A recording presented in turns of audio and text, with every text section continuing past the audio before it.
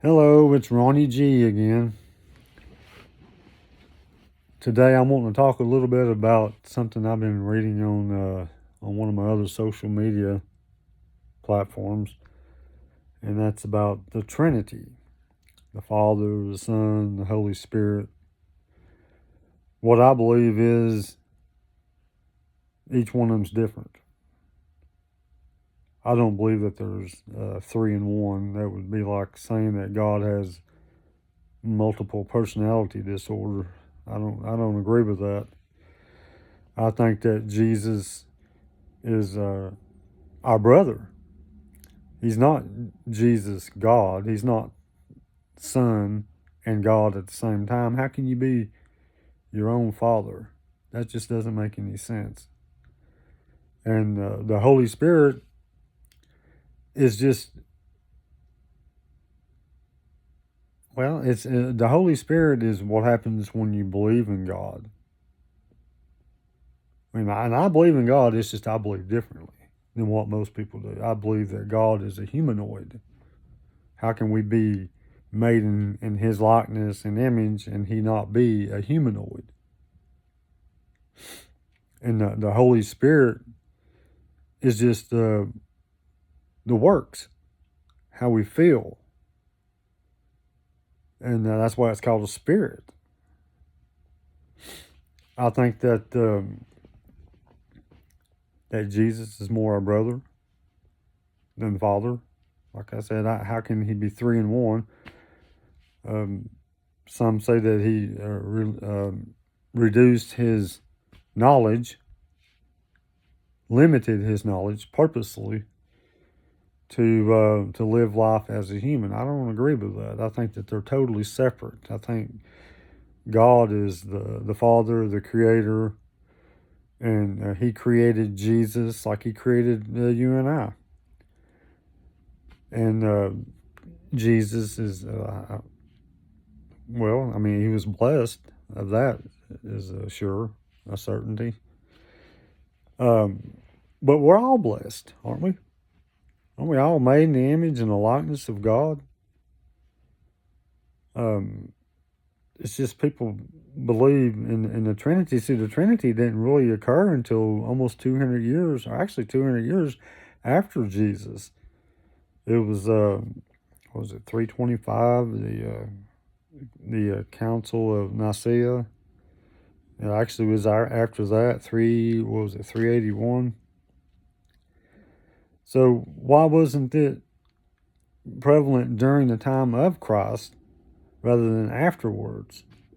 It's a construct, is what it is. It's a way to they worshiped Jesus, and they didn't want to feel like they were violating the first commandment of not having no other gods before God Himself. And I think that's what they were doing. They was trying to incorporate Jesus as God the Father, so they wouldn't feel like that they were violating the first commandment. I think that's what the big deal is with this. And that's why I believe the way that I believe. I believe that when God said, "Let us make man in our image," He wasn't talking to the Son and the Holy Spirit. He was talking to the angels, which or the as I refer to them as the Holy Council, because I think God is not just an entity, but God is rather a title. Maybe there've been many of them. Who knows? And that the angels, when He says, "Let us make man in our image," He was talking to the angels, the Holy Council. And it totally goes in line with the way that we are as humans when we govern. Like, take for instance, we have the president. That's not his name, although we do call him Mr. President, and his people around him is his council members, his cabinet members. It's the same with God in heaven. God is the executive, and then you have the Holy Council, which is more like Parliament or Congress, or God forbid that. But But that's basically what it is, because we do a lot of things the way God does, because we're like God, made in His image and His likeness. Now, if anybody else can explain that any differently, if you can show me to where even when Jesus says that He's God, you know, it talks about the sonship. If you don't accept God as the Creator, then you don't believe. You don't believe in God. But there are people that believe in God, but believe in God differently. I mean, that's evident even among our different religions that we have here, like Judaism, Christianity, and Islam. All three Abrahamic religions believe in the same God, yet they believe differently. I believe differently too. I believe differently than all of them, actually. I believe that God is a humanoid. And that's why it says we're made in His image and His likeness. We're there, meaning the Holy Council. That's why the angels were, because a lot of people say, well, the angels can't do earthly things. Well, obviously they can. They came down and created the Nephilim. The angels of the Lord came down and saw that the women here were beautiful and had babies with them and created the Nephilim. So we're biologically compatible. So I just don't understand where the confusion is with a lot of people where they believe that God is just an abracadabra like Gandalf or waving a wand, or hocus pocus. I don't believe that. I don't believe that for a minute. I used to. I used to believe in a lot of things. I used to be one of the ones I wanted to lead everybody in prayer, and then I found out you can't lead nobody in prayer. Prayer actually. And you're not supposed to. Even Jesus Himself said that. Go in your closet, close the door. But churches don't do that. They don't. A lot of churches don't abide by the teachings of Christ, and they call themselves Christians. But yet, when Jesus says, "Don't pass around a plate at the end of service," and openly give money, it says not to let one hand know what the other hand's doing. But yet, they pass around in the middle of church and everybody sees what your hands are doing. And people do that to show off. Used to, you had to abase yourself when you went into churches years and years ago, thousands of years ago. You was basically face to the floor.